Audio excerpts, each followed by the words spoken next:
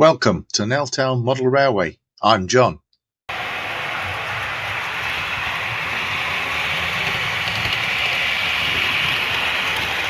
This is the place where we design and scratch build, kit build, and do lots of scenery.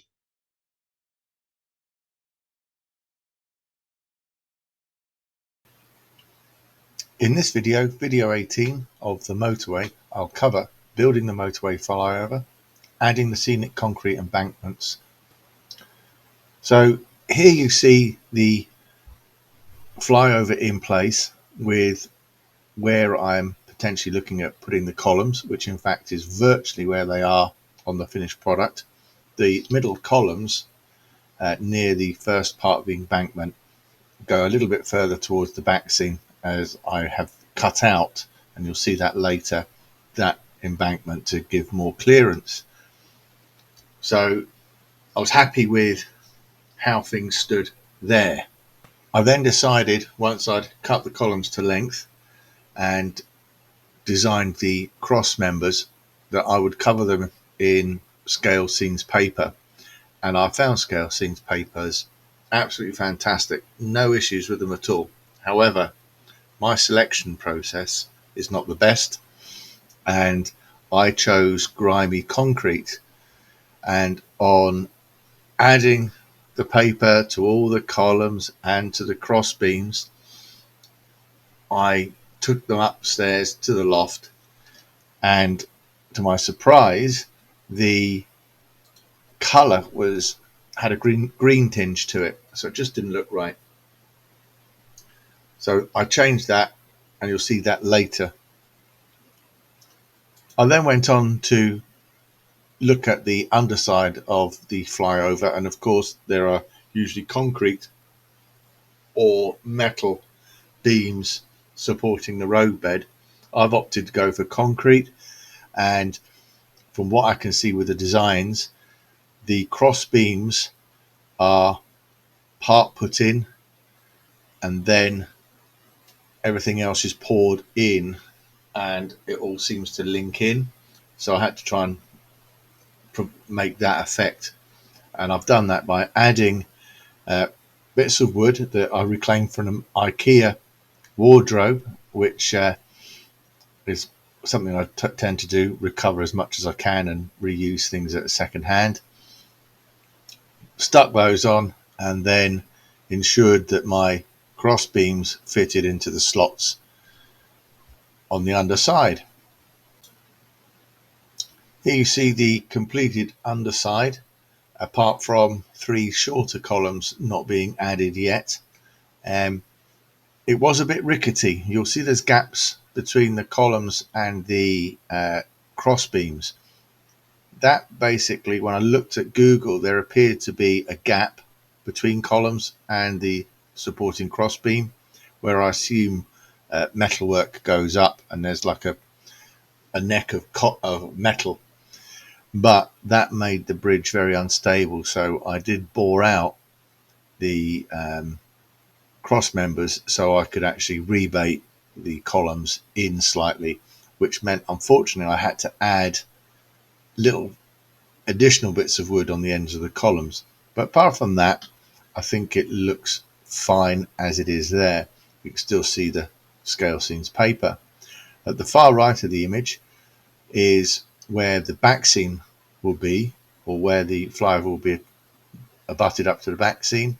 And from again Google, I've seen a number of motorways where the flyover comes from a hillside, and that area is, or that part of the flyover is brick. Don't know why they do that. Again, I'm not an engineer, so I wouldn't know, but I've adopted that. Okay, as I said earlier, I wasn't happy with the green tinged concrete, so I had another idea, and I applied PVA to the dowel I was using, or an offcut of the dowel, and then sprinkled over ready mixed mortar mix, sand and cement, and it gave a very good colour, and I was able to sand it down, and it looked really good. There were a few blemishes, so in order to overcome that, I purchased a spray can of concrete spray, which is used to paint plastic flower pots to make them resemble concrete, and just oversprayed everything with that, and that toned the grey colour down and also filled in some more of the little gaps on the underside. And here you see one of the concrete columns with both coats of mortar and the spray paint, and has been sanded. I carried out a test fit after I'd applied all the cement and mortar and the spray paint. Happy with the test fit, so moved on to creating the concrete tessellation embankments.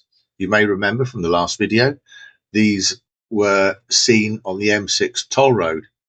So using an image that I downloaded from Google, went onto Lightburn and generated a design that I felt suited things and was to scale for the 00 gauge layout.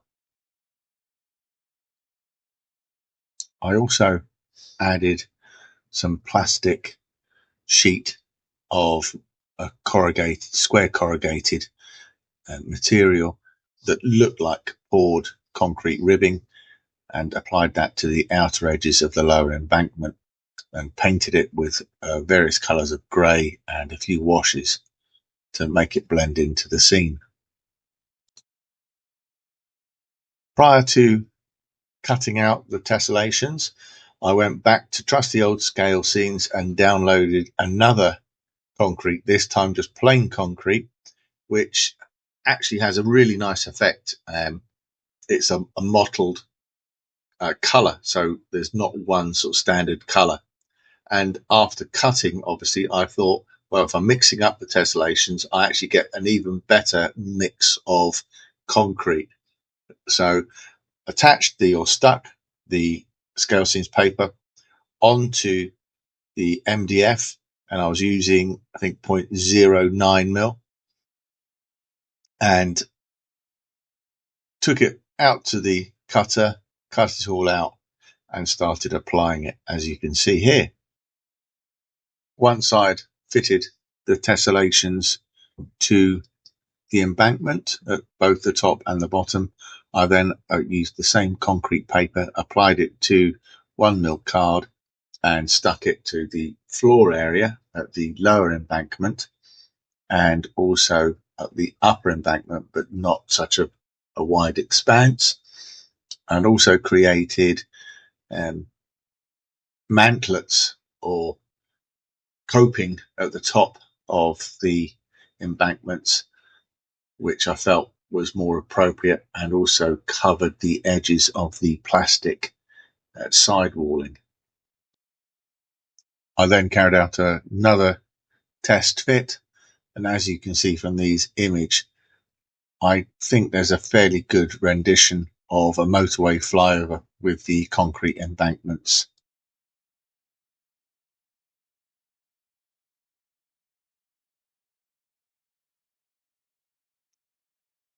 This appears to be a natural place to stop this video. The next video will be how I'm working on the upper surface, i.e. the roadbed. So putting canvas in using MDF, painting the road surface, painting road lines, adding in jersey barriers and Armco barriers, and potentially an overhead gantry. So see you at the next one. Thanks for watching, and please subscribe and hit the bell icon for your notifications, and hopefully I'll get a new video out shortly. I hope you all had a great Christmas and wish you all a happy and prosperous new year for 2025.